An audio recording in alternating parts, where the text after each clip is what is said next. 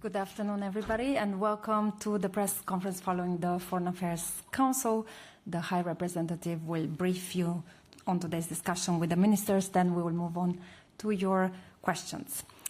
High Representative, the floor is yours. Thank you, and good day, everybody. So we had a long day. First, we started breakfast discussing with the Armenian minister who briefed us on the peace process and also what is the situation currently. They are facing hybrid threats and rampant disinformation. We already see Russia repeating the same playbook that they used in Moldova. Today we discussed how to strengthen Armenia's resilience, including the government's help to have cyber and hybrid defenses. Then we had a discussion on the Middle East. The discussion was around EU's contribution to the security and stabilization of Gaza. Hamas' refusal to disarm is a major obstacle to progress. Our two missions on the ground can scale up operations, one assisting border crossings and the other one supporting the Palestinian police. Both can make valuable contributions to the peace plan and the international stabilization force, but we need approval from Israeli side. We're also working on Palestinian Authority reform, humanitarian aid and reconstruction, and on the latter, it's clear that we need to have a say how the money is being spent. Ministers also discussed Sunday's anti-Semitic attacks in Australia. European position is very clear. The rise of anti-Semitism in anywhere in the world must be condemned. 1 year after then we also discussed Syria, and that was the main focus of our Middle East discussion this time.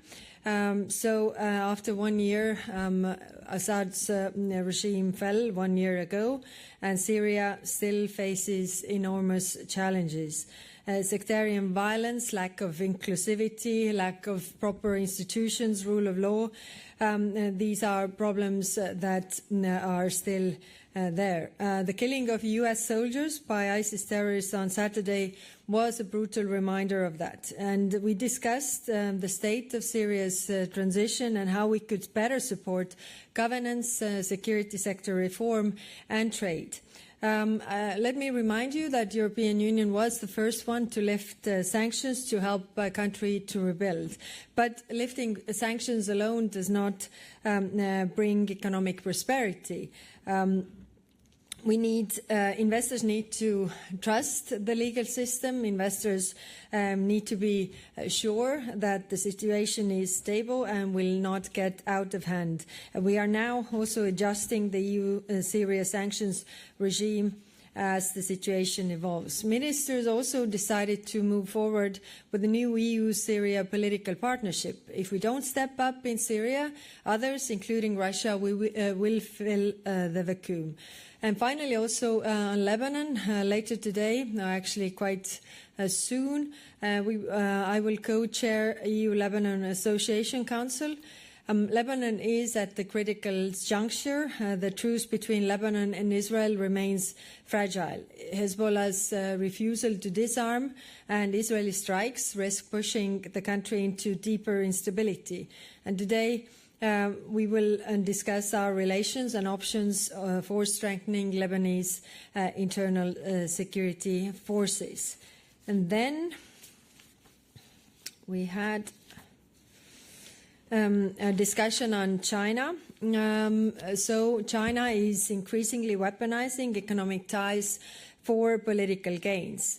We recently released our joint economic security strategy with the Commission and plan to diversify our supply of critical minerals. And today, ministers discussed how we can better deploy our trade arsenal to strengthen Europe's resilience. No European country can match China on its own. Unity is the strength also here. And then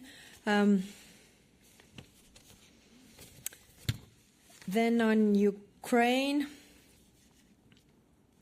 Okay, before I go to Ukraine, also we discussed Congo. and the renewed fighting in eastern Congo. I spoke with ministers of Burundi, Congo and Rwanda in recent days, and it is clear that we will explore also the possible next steps for the next Foreign Affairs Council, because for us it is in our interest that we remain closely engaged to avoid further escalation, as the situation is extremely severe. Now on Ukraine.